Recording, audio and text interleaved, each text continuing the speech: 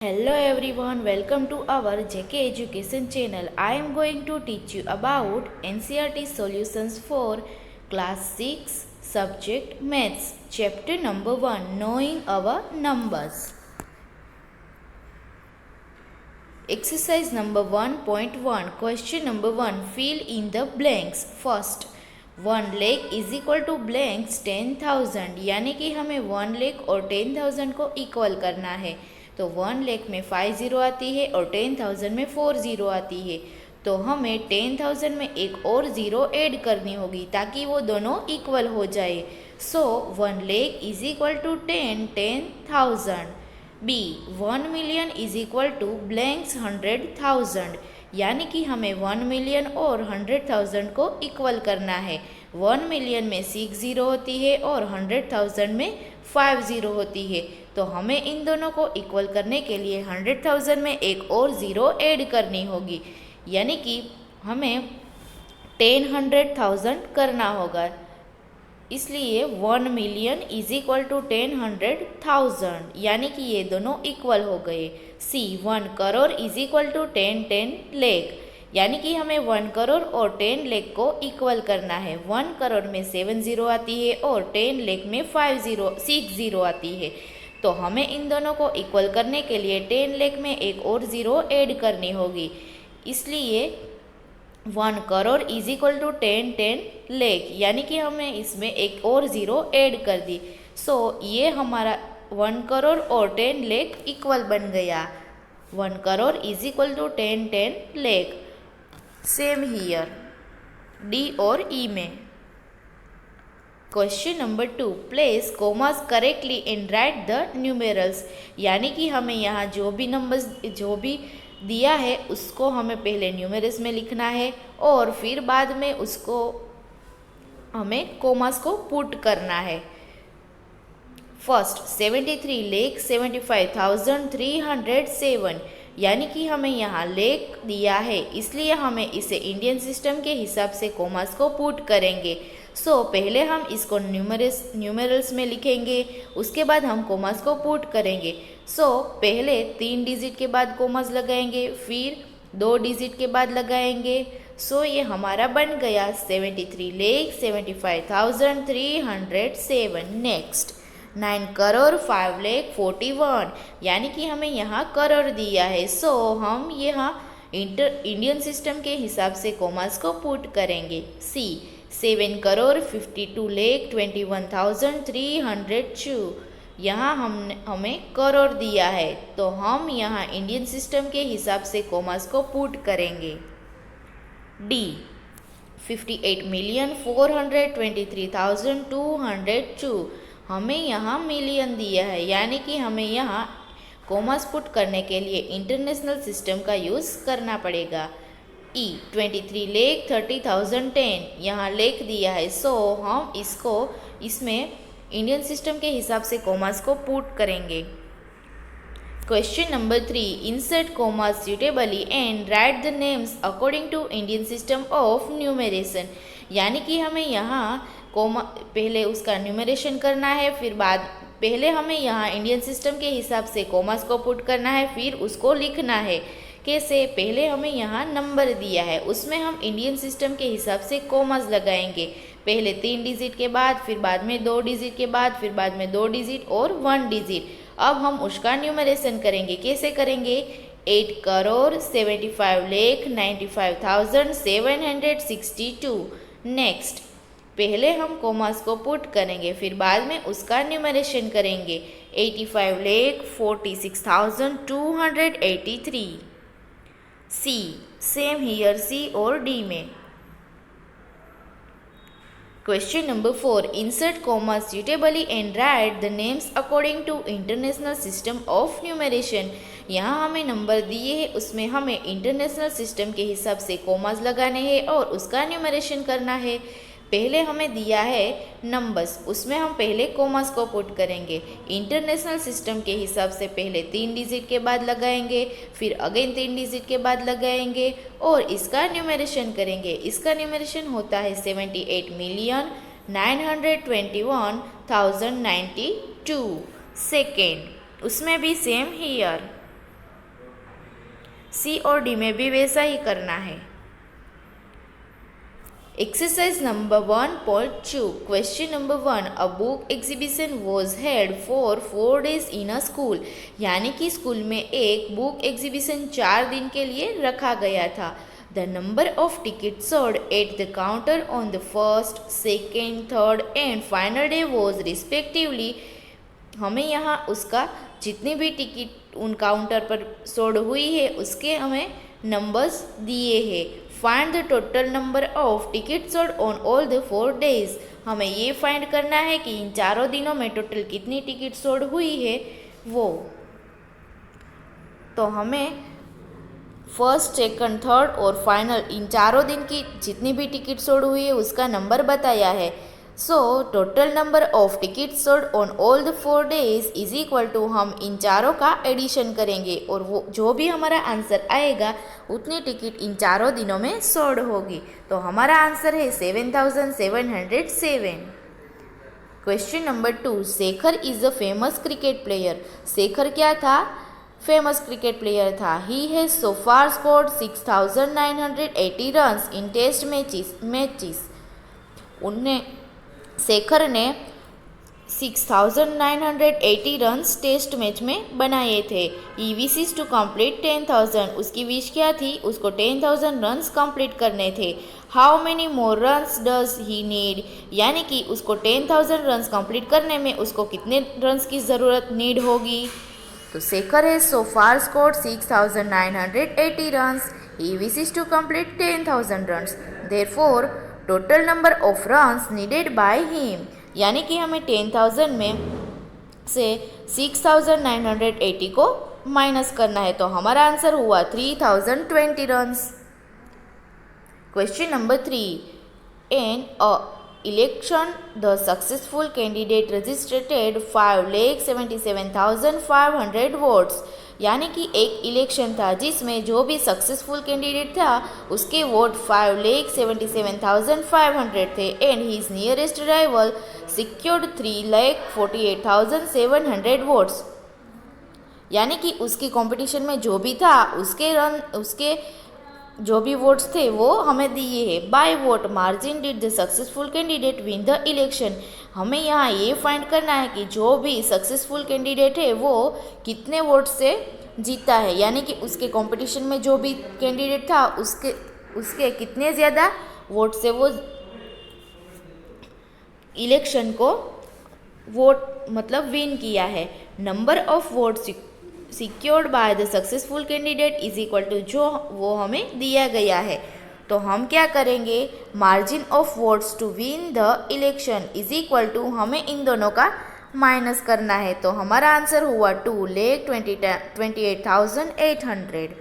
Question number 4 Kirti book store sold books worth. Kirti book store में books की worth यानी कि जो भी सोल्ड हुई है उसकी कीमत है 2,85,891 इन द फर्स्ट वीक। वो फर्स्ट वीक जून के फर्स्ट वीक में हुई है। And books worth ₹4,07,68 in the second week. और सेकेंड वीक में जो भी बुक वर्थ हुई है वो भी हमें बता गया है। How much was the sale for the 2 weeks together?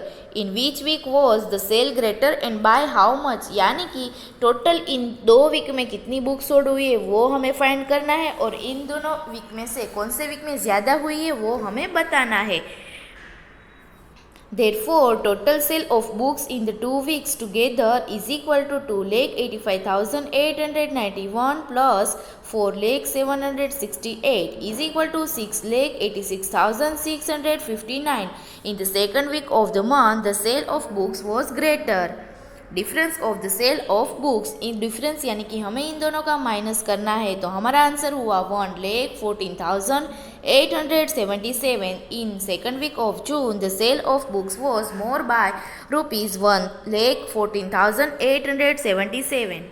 Question number 5 find the difference between the greatest and the least numbers that can be written using the digit 6, 2, 7, 4, 3 each only once. Given digit are यानी कि हमें जो भी numbers दिए वो हम पहले लिख लेंगे। ग्रेटेस्ट नंबर यानी कि इसमें जो भी ग्रेटेस्ट नंबर है उसको हम फर्स्ट लिखेंगे, फिर बाद में उससे छोटा वाला लिखते जाएंगे। लिस्ट नंबर यानी कि पहले जो भी सबसे स्मॉल है वो पहले लिखेंगे। देयरफॉर डिफरेंस, अब हम इन दोनों का डिफरेंस लेंगे और हमारा आंसर हुआ 52,965। Question number 6, a machine on an average manufactures 2,825 screws a day, यानी कि एक मशीन है जिसकी एवरेज क्या है, एक दिन में 2,825 स्क्रूज का मैन्युफैक्चर करने की है। How many screws did it produced in the month of January 2006, यानी कि ये जो मशीन है वो जनवरी महीने में कितने स्क्रूज को मैन्युफैक्चर करेंगी वो हमें फाइंड करना है। जनवरी में 31 डेज होते हैं, सो हम 1 डे में जितने स्क्रूज मैन्युफैक्चर होते हैं उसका मल्टीप्लिकेशन हम 31 डेज के साथ करेंगे, तो हमारा आंसर हुआ 87,575। Question number 7, a merchant had ₹78,592 with her, यानी कि एक मर्चेंट था उसके पास इतने रुपीस थे। She placed an order for purchasing 40 radio sets, यानी कि उसने 40 रेडियो सेट्स का ऑर्डर किया है। उसमें 1 रेडियो यानी कि सेट्स एट ₹1200 ईच, 1 रेडियो यानी कि एक रेडियो की कीमत 1200 थी। How much money will remain with her after the purchase, यानी कि ये 40 रेडियोज है, उसको सोल्ड करने के बाद ये मर्चेंट के पास कितने रुपीस बचेंगे वो हमें फाइंड करना है।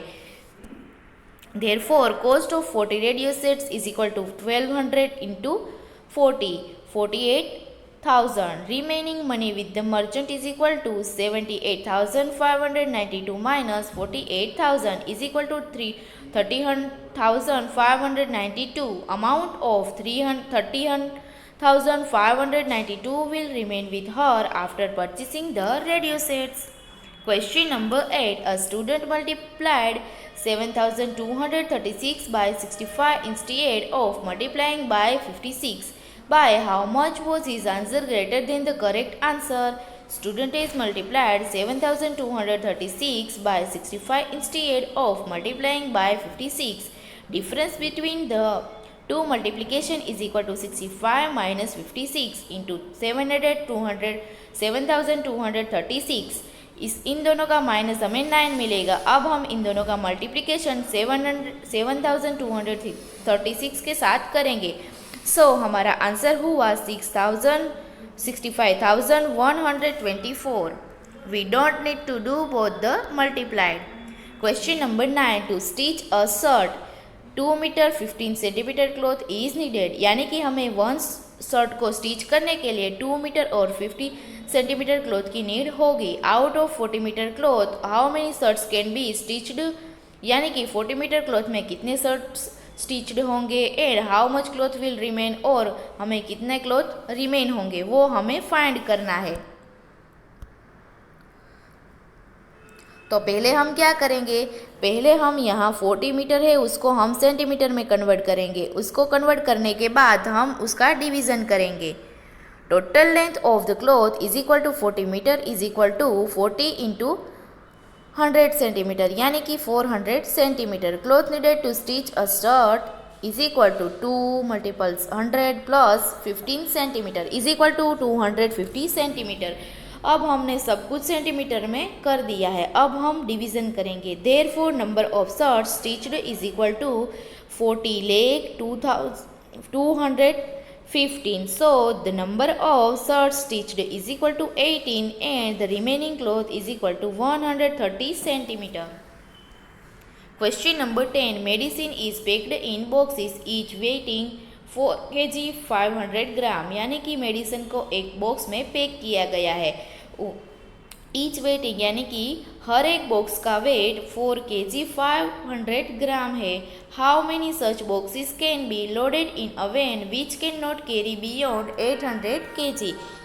पहले हम केजी का यानी कि किलोग्राम को ग्राम में कन्वर्ट करेंगे, उसके बाद हम उसका डिवीज़न करेंगे।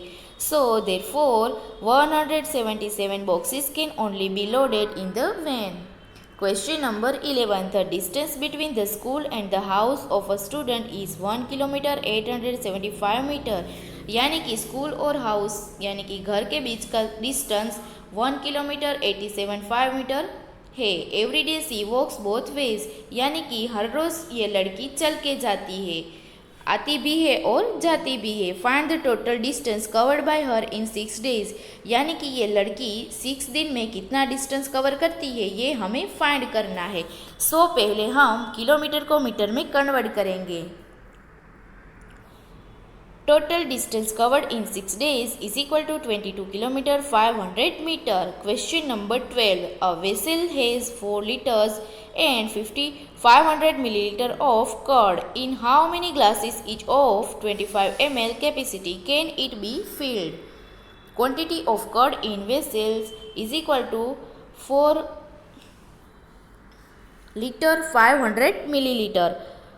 पहले हम इसको मिलीलीटर में कन्वर्ट करेंगे।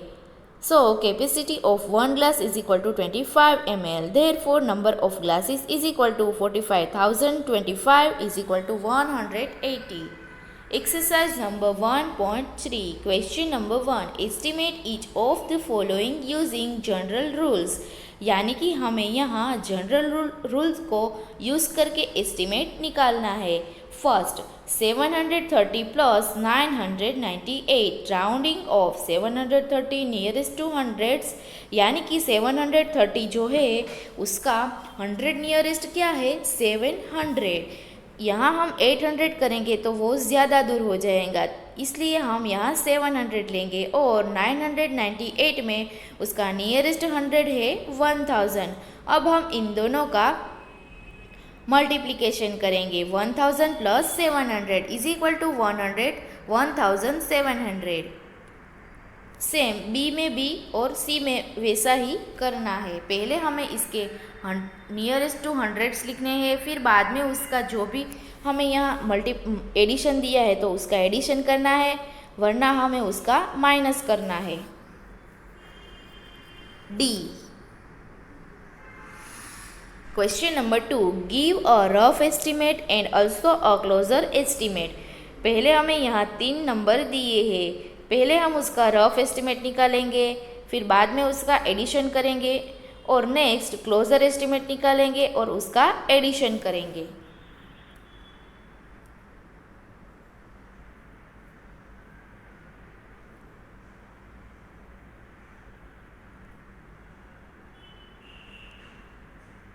Question number 3. Estimate the following products using general rules. यानी कि हमें यहाँ जनरल रूल को यूज़ करके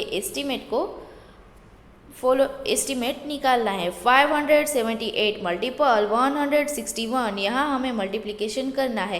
पहले हम यहाँ नियरेस्ट टू हंड्रेड्स लिखेंगे, तो 578 का 600 है और 161 का 200 है। अब हम इन दोनों का मल्टीप्लिकेशन करेंगे, सेम हियर बी, सी और डी में। Thanks for watching and share this video link of your friends.